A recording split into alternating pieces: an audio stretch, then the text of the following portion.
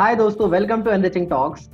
Last season में कई लोगों ने हमें कमेंट्स या फिर मैसेजेस के थ्रू सजेस्ट किया था कि हमें एक एपिसोड यूपीएससी के ऊपर बनाना चाहिए।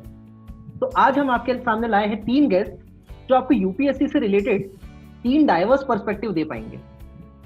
हमारे आज का एपिसोड का मकसद ये नहीं है कि हम आपको ये बताएं कि एग्जाम कैसे क्रैक करना है, इसके लिए कौन से बुक्स पढ़ना है या फिर कौन से इंस्टीट्यूट्स आपको ज्वाइन करना चाहिए। हमारा इंटेंशन ये है कि आप इससे रिलेटेड डिसीजन मेकिंग अच्छे से कर पाएं। तो इसलिए हम कुछ ऐसे सवालों का जवाब जानना चाहेंगे कि यूपीएससी प्रिपरेशन स्टार्ट करने से पहले किन चीज़ों के बारे में सोचना चाहिए, अगर आपका इसमें सिलेक्शन ना हो पाए तो आपके पास क्या ऑप्शंस हो सकते हैं, एंड क्या आप ये प्रिपरेशन जॉब के साथ में कर सकते हैं या जॉब छोड़ के करना चाहिए, कॉलेज की जज्बात करना चाहिए, ऐसे कई सारे सवाल। राइट। तो आज के हमारे पहले गेस्ट हैं मिस्टर सौरभ बर्नवाल, जो अब आईआरएस ऑफिसर हैं और इन्होंने 2018 में अपनी यूपीएससी की एग्जाम क्लियर करी थी। ये आईआईटी कानपुर के ग्रेजुएट हैं और कॉलेज के जस्ट बाद ही तैयारी शुरू कर दी थी और 3 अटेम्प्ट में इन्होंने अपनी एग्जाम क्लियर कर ली है। हमारे अगले गेस्ट हैं मिस्टर नितेश प्रेमचंदानी, जो पिछले 5 साल से यूपीएससी की प्रिपरेशन कर रहे हैं और इन्होंने कई मौकों पे यूपीएससी के प्रीलिम्स और मेंस के एग्जाम क्लियर किए हैं एंड हाल ही में अभी यूपीएससी के इंटरव्यू में भी अपीयर हुए हैं। इन्होंने आईआईटी बॉम्बे से मैकेनिकल इंजीनियरिंग की पढ़ाई की। आज की और आखिरी गेस्ट हैं मिस हिमानी गुप्ता। ये आईआईटी दिल्ली की ग्रेजुएट हैं। आईसीआईसीआई जैसी ऑर्गेनाइजेशन में काम यूपीएससी की तैयारी करी, लेकिन इस बीच इन्होंने कैट क्रैक करके आईआईएम बैंगलोर ज्वाइन किया। इसी साल ये आईआईएम बैंगलोर से पास आउट हुई हैं और अभी दुबई में अपने ज्वाइन करने वाली हैं। Thank you so much everyone for taking the time out for us and welcome to the show. Thank you Abhishek for inviting us and thank you very much. Okay. So thank you Abhishek. Thank you Satyam. Glad to be part of the panel. Thank you. Thank you. Thanks Abhishek and Satyam. Looking forward to this discussion. Okay. Thank you so much for joining us. So start करते हैं पहले सवाल से। ये मैं आपसे पूछना चाहूंगा नितेश, क्या मोटिवेशंस होते हैं यूपीएससी की एग्जाम में अपीयर होने के लिए, इसके प्रिपरेशन करने के लिए, एंड कई सारे पर्क्स होते हैं, ये हम लोग भी समझते हैं, लेकिन इसके अलावा इस एग्जाम से आपको क्या फायदे हो सकते हैं लाइफ में? सत्यम, मेरे हिसाब से मोटिवेशन पर्सन टू पर्सन काफी वेरी करता है and according to your maturity level भी वो चेंज होता रहता है। फॉर एग्जाम्पल, इनिशियली जब हम कॉलेज में होते हैं तो पर्क्स और जो एसोसिएटेड पावर होती है वो थोड़ा थ्रिल करती है, वो मोटिवेशंस होते हैं। फिर जब आदमी पढ़ना चालू करता है तो उसको समझ में आता है कि नहीं, ऐसे नहीं होता है, पॉसिबल भी नहीं है, तो कंट्रीब्यूशन लेवल पे आदमी को लगता है कि यार कुछ कर सकते हैं, वो मोटिवेशंस होते हैं। मेरे लिए पर्सनली जो सेटिस्फैक्शन होता है कि हम जो डे टू डे चीजें देखते हैं और हमें लगता है कि यार ये गलत है, ये चेंज होना चाहिए, जो पोटेंशियल हमें मिलता है, जो चांस हमें मिलता है कि हम चेंज कर सकते हैं, वो सबसे बड़ा मोटिवेशन है। And as far as the benefits are concern, तैयारी के दौरान एक तो मेरे को लगता है सबसे बड़ा बेनिफिट कि आप एकेडमिकली काफी रिच हो जाते हो। आपको बहुत डाइवर्स चीजें पढ़ने को मिलेंगी और उनको आपको डेप्थ में पढ़ना पड़ेगा अगर कुछ आगे जाना है तो। एंड सेकेंडली, जैसे मेरा जर्नी काफी लंबा चला है तो सेंस ऑफ पेशेंस भी डिसेंटली डेवलप हो जाता है। Thank you. नेक्स्ट क्वेश्चन मैं सौरभ आपसे पूछना चाहूंगा, क्योंकि हमने आमतौर पर ये देखा है कि कई सारे स्टूडेंट्स या एस्पिरेंट्स अपना जॉब करते हैं तो वो छोड़ देते हैं तैयारी के लिए, या फिर जैसे आपका केस था कि आपने ज्वाइन ही नहीं किया और डायरेक्ट कॉलेज के बाद तैयारी शुरू करी। तो क्या ऐसा होता है कि जॉब के साथ आप एग्जाम क्लियर ही नहीं कर सकते? सौरभ? जॉब का मेरा पर्सनल ओपिनियन ये है कि कुछ लोग होते हैं कि जॉब के साथ भी प्रिपरेशन करते हैं, उनका सिलेक्शन होता है, बट मैं जितने लोगों से मिला हूँ वो उनका अमाउंट बहुत कम है।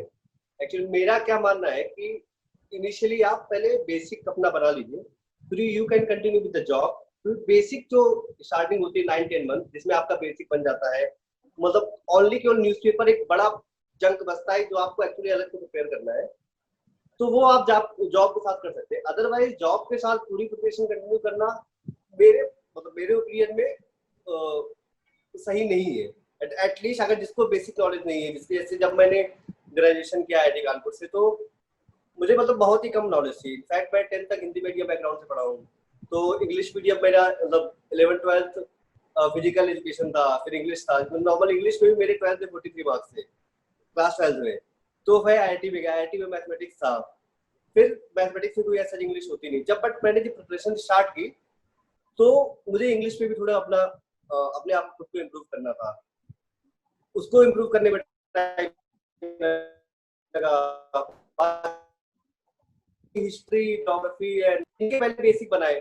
तो ये जो बेसिक है ना, शुरू के 9-10 महीने में अगर बन जाए, वो आपको लग जाएगा, आप 1-2 टेस्ट सीरीज कर लो कोई प्रीलिम्स की, उससे आपको लग जाएगा कि आपके बेसिक बन गया है नहीं बन गया है। उसके बाद मेरे ओपिनियन में आपको जॉब करनी चाहिए।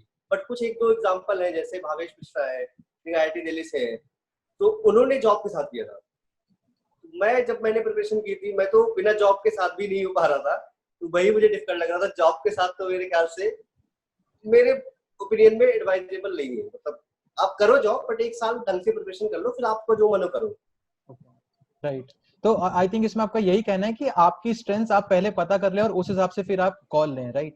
हाँ, आई थिंक बेसिक आप पहले फोकस कर लीजिए। 7-8 महीने 9 महीने का बेसिक होता है, टाइम लगता है, इट टेक्स टाइम। एटलीस्ट एक बुक बेसिक आपका तभी बनेगा जब एक बुक आप 5 या 6 बार पढ़ेंगे।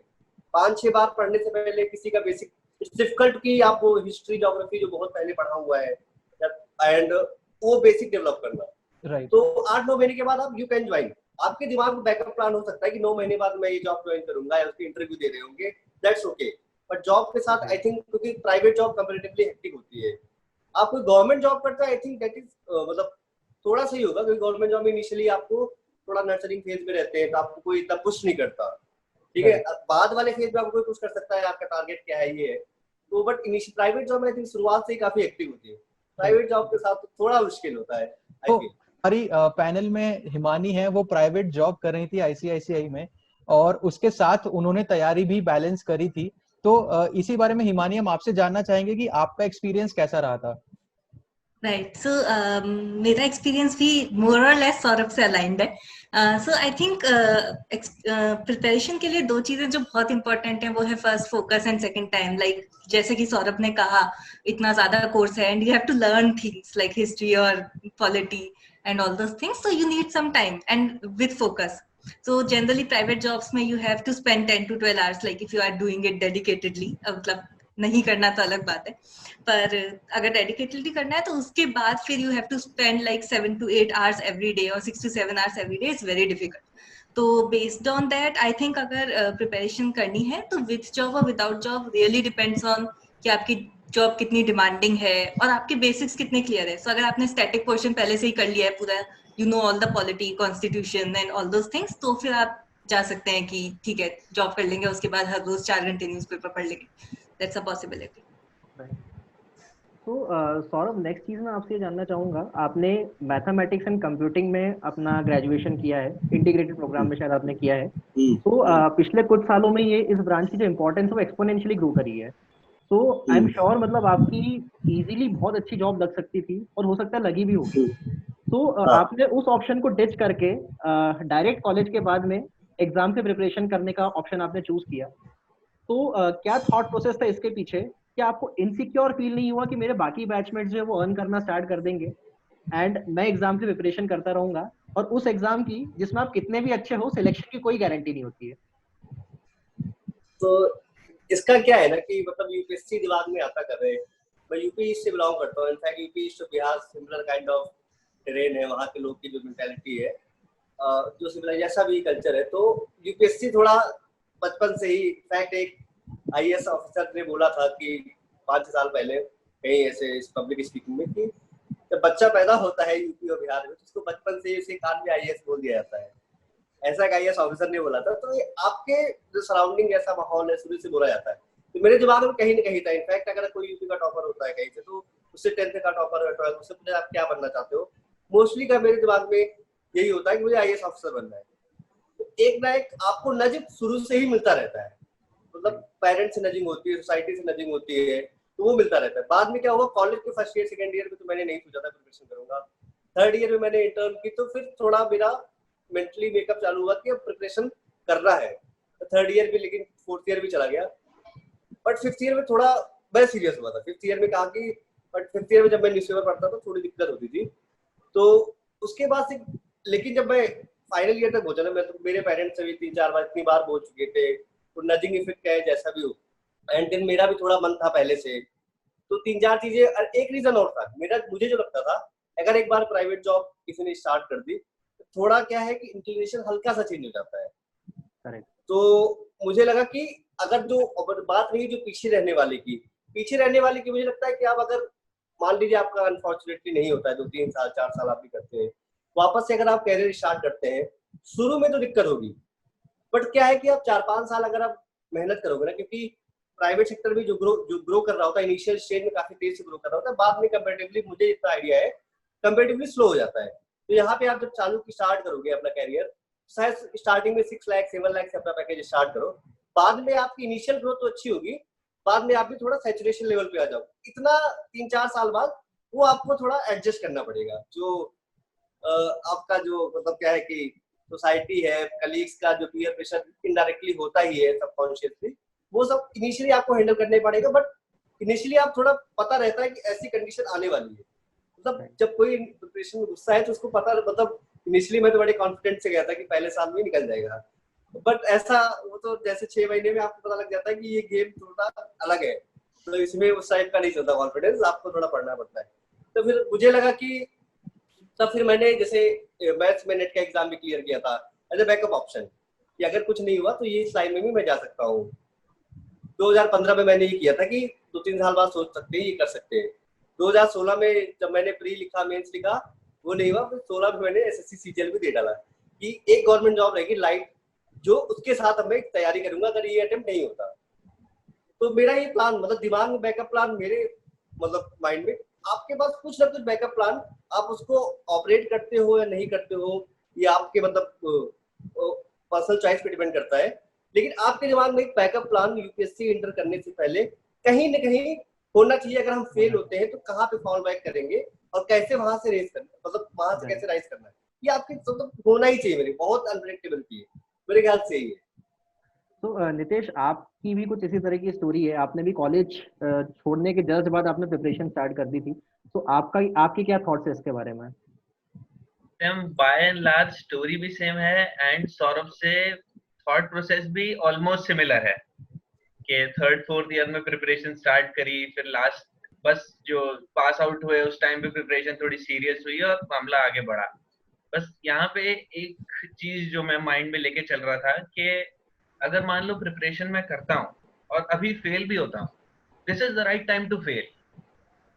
मैं जॉब करने चला गया और फिर मेरे मन में रह गया कि यार तैयारी नहीं की, तैयारी कर सकते थे, तैयारी नहीं की, तो वो जॉब छोड़ के फिर से वो गैम्बल लेना और फिर से जॉब मार्केट में जाना, ये काफी डिफिकल्ट काम हो जाता है। मेरे हिसाब से अगर बंदा प्रिपरेशन के लिए काफी सीरियस है, तो जैसे सौरभ ने बोला, बैकअप ऑप्शन रखते हुए निकलते ही थोड़े साल अच्छे से तैयारी कर देना मेरे हिसाब से बेस्ट वे आउट है, कि less risky and you are at your prime to be to academically do something which is so difficult.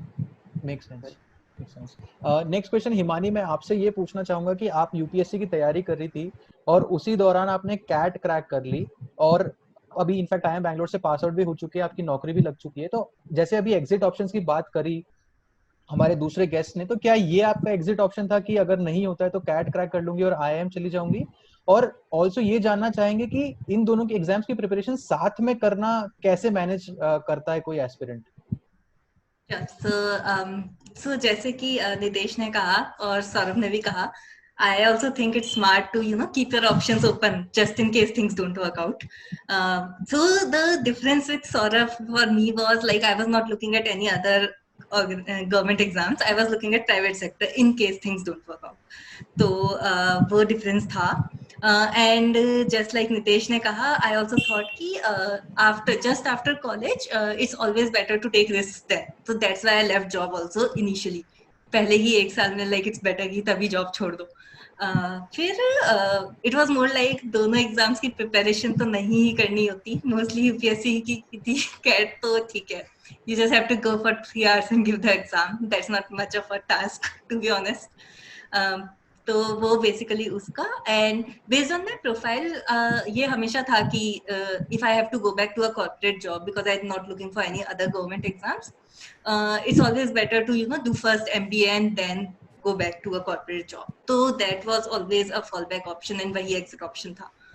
तो ये चीज उस केस में बेस्ट वर्कआउट कर गई. या तो नेक्स्ट रितेश, मैं आपसे जानना चाहूंगा, आपने 5 साल प्रिपरेशन की थी एग्जाम की एंड आपको अलग अलग लेवल पे सक्सेस भी मिलती रही बीच बीच में, बट स्टिल वो फाइनल सिलेक्शन वो हो नहीं पा रहा था एकदम. तो आपने खुद को कितना टाइम दे रखा था इस चीज के लिए?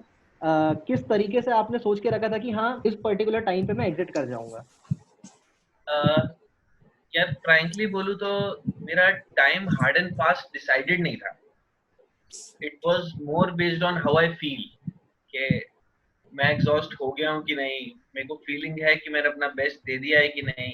It was all dependent on that. और जैसे जर्नी बहुत लंबी थी, तो जब जर्नी लंबी होती है तो एग्जिट ऑप्शंस भी बहुत सारे खुलते रहते हैं साथ में, तो थोड़ा थोड़ा आप टैप करते रहो और चलता रहता है मामला. फॉर एग्जाम्पल जैसे 2017 में मैंने इंटरव्यू दिया था, बट 2018 में फ्री नहीं हुआ.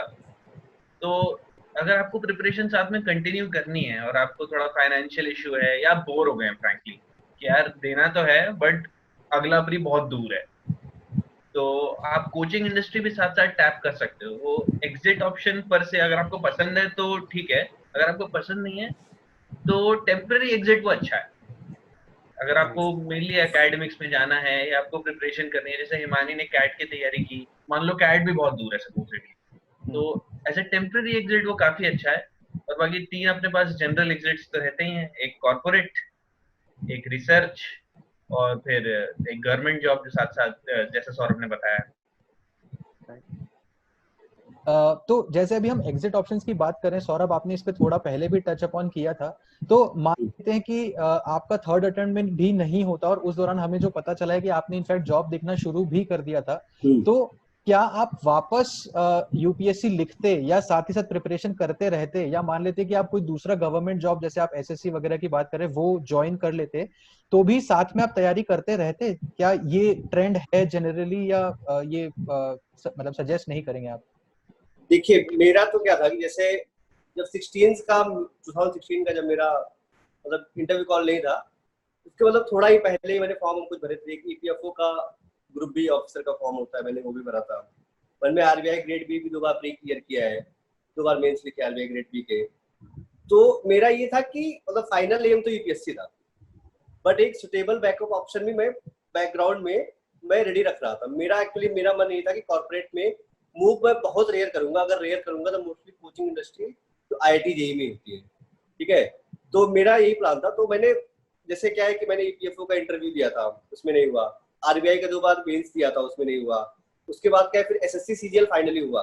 उसके बाद एक लोकसभा का ग्रुप ए ऑफिसर का एग्जाम था, मैंने वो भी करा, उसमें प्री हुआ. फिर तब तक थैंकफुली मेरा यूपीएससी में सिलेक्शन हो चुका था. बट मैं सारे ऑप्शन क्या है कि एसएससी सीजीएल मेरी जब मेरी उसमें मतलब सिलेक्शन हो गया था, उसमें ग्रुप सी पोस्ट थी. उसके बाद मैं फिर ग्रुप ए पोस्टिंग पे केवल टारगेट कर रहा था. पर एसएससी सीजीएल शायद फाइनली मैं कभी ना करता. अगर देखा जाए तो एज ए बैकअप ऑप्शन की क्या है, उतना वर्क लोड नहीं है. मतलब initial stage of the life में इतना वर्क लोड नहीं है. अब अगर आप सीनियर से बोलते हो, ऐसा मैंने सुना है कि ऐसी जगह पोस्टिंग करते हैं जहाँ वर्क लोड कम हो, आप प्रिपरेशन भी कर सको.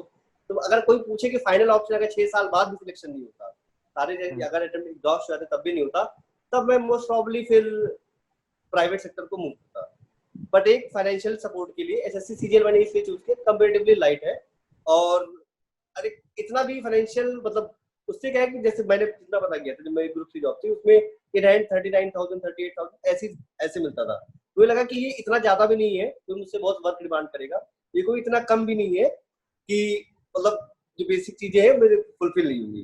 तो लगता है कि मैं तो एग्जाम की जो प्रिपरेशन यूपीएससी कंटिन्यू करता. कोई अगर ग्रुप ए ऑफिसर, अगर ग्रुप ए जैसे पार्लियामेंट का कोई एग्जाम था, उसका भी अगर उसका भी क्लियर हो जाता तब भी मैं यूपीएससी देता. आरबीआई क्लियर हो जाता तब भी मैं यूपीएससी देता. यूपीएससी तो मैं सारे अटेम्प्ट एग्जॉस्ट करता, ये मैं मेंटली प्रिपेयर था. पर बात ये थी फाइनेंशियल इंडिपेंडेंस की, तो उसके लिए मैं थोड़ा बैकअप सोच रहा था. और at the end of the day अगर सब खत्म हो जाता तो मैं फिर प्राइवेट में करता. राइट. तो हिमानी, जैसा आप प्राइवेट सेक्टर में ही आप फाइनली एंटर हुई हैं, तो प्राइवेट सेक्टर कितना ओपन है फॉर यूपीएससी एस्पिरेंट्स? क्योंकि एक यही चीज भी होती है, कई लोग, अधिकतर लोग जो कि जॉब छोड़ के यूपीएससी की प्रिपरेशन करते हैं, तो उनके रेज्यूमे में एक गैप भी आ जाता है. तो उसके लिए कितनी एक्सेप्टेंस है कॉर्पोरेट वर्ल्ड में?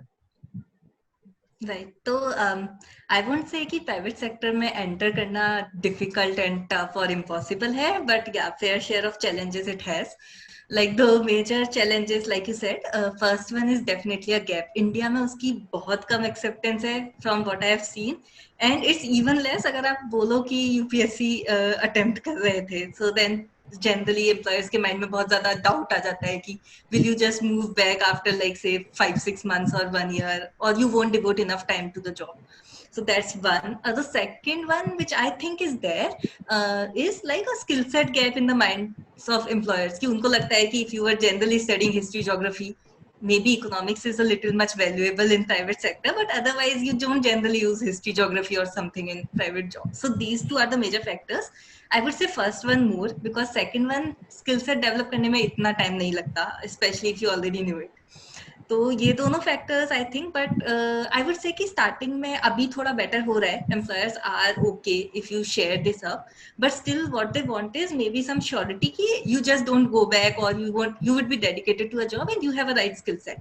तो इसमें yes we have work on the lines of कि आपके पास स्किल सेट हो एंड आपने इंटरव्यू में you can be rest assured कि you will be dedicated to the job. So these two are the major points which I think we need to work upon, जिससे things sort out होंगी. And about the thing that हम अपने batchmate से पीछे होंगे and so on and so forth, that's most probably true because you are starting 3 years down the line, so that should be true actually.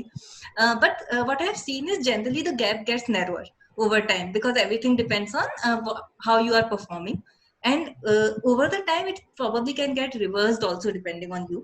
And you can obviously get a head start if you want by first doing an MBA. So after in internship people ask why do you have a gap, in finals no one even cares if you have a gap. I think this is some great perspective. Thank you so much to the all three of you. I think आप लोगों से काफी diverse perspectives हमको मिले हैं. कुछ हमने ऐसे points पर बात करने की कोशिश करी है जो हमें ऐसा लगता है कि UPSC aspirants को काफी help करेगा. And once again, we wish you all the very best for your future endeavors, and thank you so very much for being with us. Thank you viewers for watching our video. अगर आपके कोई भी सवाल हो तो आप हमारे comments में पोस्ट कर सकते हैं, एंड हम हमारी पूरी कोशिश करेंगे कि हम आपको हमारे गेस्ट से कनेक्ट भी कर पाएँ. तो thank you for watching our video. अगर आपको ये वीडियो पसंद आया हो तो प्लीज़ इसे लाइक एंड शेयर कीजिए, एंड इसी तरीके के इंटरेस्टिंग लोगों से मिलने के लिए हमारे चैनल को सब्सक्राइब कीजिए. Thank you for watching. Thank you.